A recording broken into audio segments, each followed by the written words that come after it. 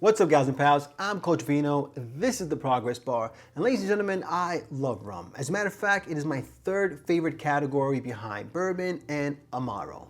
But if there's a subcategory of rum that I'm not terribly familiar with, it is spiced rum. As a matter of fact, the only bottle of spiced rum I own is this little bottle of Captain Morgan, which I only own because a pal of mine came over who only drinks Captain and Coke. Can you imagine? I've got this entire bar back here and it's all the damn guy drinks. But anyway, I am curious about spiced rum, but I don't want to go out and buy a bottle of spiced rum because I know I'm not going to drink it that often.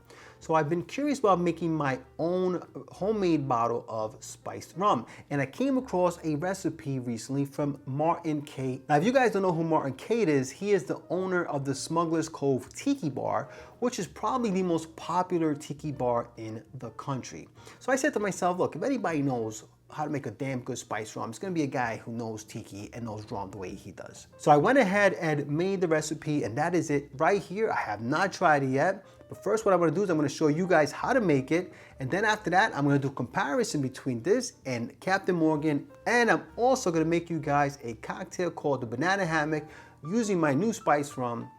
So today is going to be a very, very full video. But before I do that, I'm going to need you guys to go ahead and hit that thumbs up, hit that subscribe, and that notification bell so you can help Vino feed the hungry algorithm.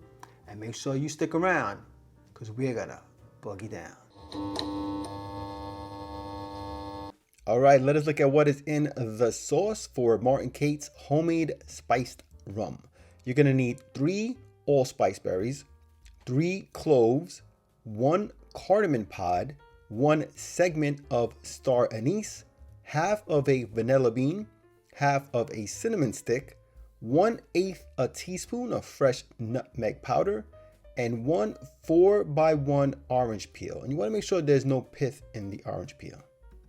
All right, and now it's time for our rum. You're going to want to use a quality aged rum. Nothing too fancy, just something that you would enjoy drinking, all right? So I'm going to be doing a split between Appleton Estate Signature to provide some of them Jamaican notes, which I really, really love, and also Bacardi 4, which is going to bring you a little bit of those clean notes, but also add some tobacco in there, which I think would be really nice for the spiced rum.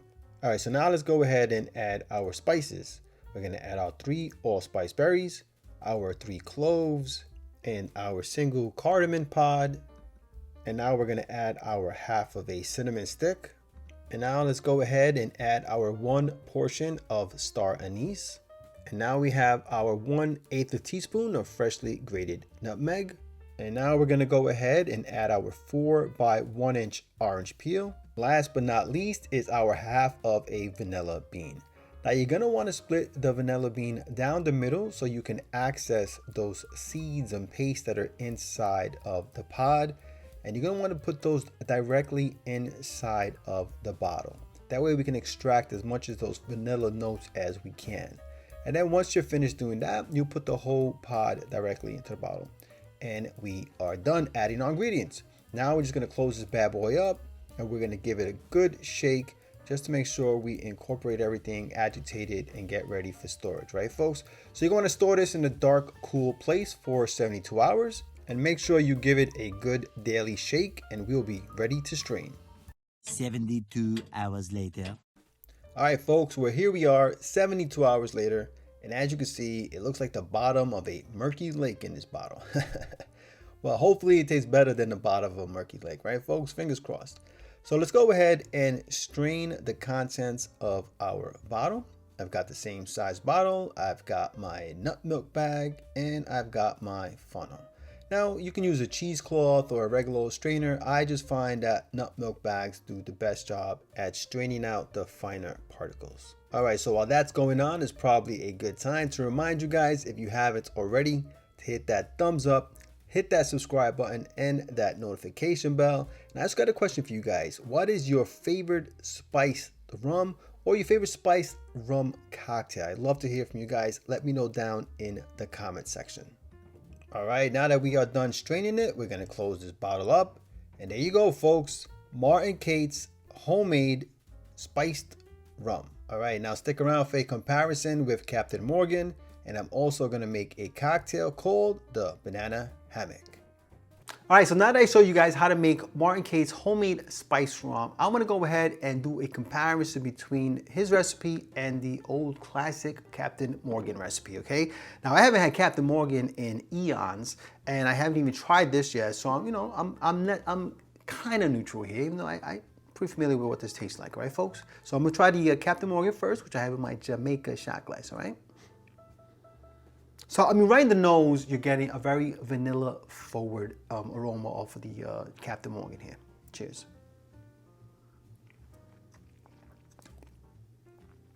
Yeah, so just like right on the nose, you're getting a lot of vanilla. It's definitely a sweeter style of rum. You know, I think it's like 35% ABV, right? What is it? 35% ABV. And even though it's only a 5% difference in ABV, you definitely pick up the sweeter notes of this rum. And I can see why it's super popular. It's very palatable. It's not terribly complex though, and I think that's why maybe it works like in things like Captain and Coke and stuff, but on its own, not exactly the most complex sipper, if not just a very easy one to drink, all right? So now let's go ahead and try Martin Cate's recipe. Yeah, I mean, so look, right in the nose, you're getting so much more complexity, guys. I am getting that allspice, the anise, even though it's a portion of the anise. I mean, anise is very strong, you know? Yeah, I mean, I'm getting all kind of things on this nose. The nutmeg I'm picking up. I mean, this is a very, very beautiful bouquet. Cheers.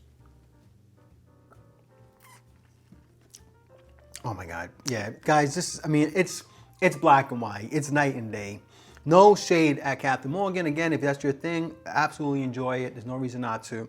But making your own spiced rum and the complexity of the notes in this thing is absolutely fantastic. I mean, I'm literally picking up all of the different types of seasonings that I put in this. I'm getting the anise, I'm getting the cardamon, I'm getting the allspice, which is probably the most pronounced of them, of course. Oh yeah, you know, and rounding that all out is really those orange notes from the citrus peel. I'm getting some beautiful citrus on it. This is absolutely delicious. Wow. I'm definitely gonna be using this throughout the rest of the summer, and even in the holidays, this makes for some great holiday recipes. Anyway, folks, so there it is. There's our spice off, and the winner is Martin Cate's Spiced Rum. All right, folks, so the cocktail I'm gonna be making for you guys today using my Martin Cate's homemade spiced rum recipe is called the Banana Hammock, and it was created at Mother Ruin in New York City. Now, this cocktail is essentially just a daiquiri riff, so it's gonna be a very simple cocktail to make and hopefully very delicious, all right? So the first thing we're gonna need is a ½ ounce of a banana syrup, okay? I've got this homemade banana syrup that I made recently for my banana liqueur. So it's always fun to use stuff that's, you know, kind of excess of other stuff, right? And then we're gonna do a ½ ounce of lime juice, okay, folks? So now the banana and the spice should really, really work well together. I think it's a really great combination. So I'm really excited to see what this all comes out like, all right? And then it calls for 1.5 ounces of your spiced rum, okay, guys? So if you have something like Captain Morgan, you know, you may wanna up it. I mean, only because it is a sweeter style of rum. That's completely up to you guys, all right? And then we're gonna do 1 dash of Angostura bitters, all right? That's gonna add a little extra spicy notes to the cocktail. Not that I think is gonna need it, not with this spice rum, all right? So now we're gonna go ahead and shake that for 10 to 15 seconds. All right, folks, I think we shook this bad boy up enough. I'm gonna put that to the side. Now I'm gonna go ahead and get my glass out. I'm gonna be serving that in a Nick and Nora, which I've had here, chilling like a villain. All right, I'm gonna go ahead and double strain this bad boy.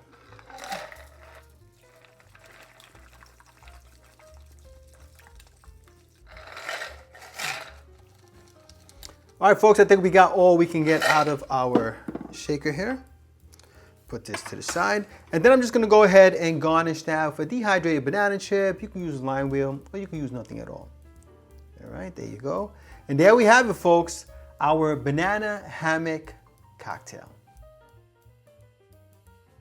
All right, folks, let's go ahead and give our banana hammock cocktail a sippy sip. Cheers.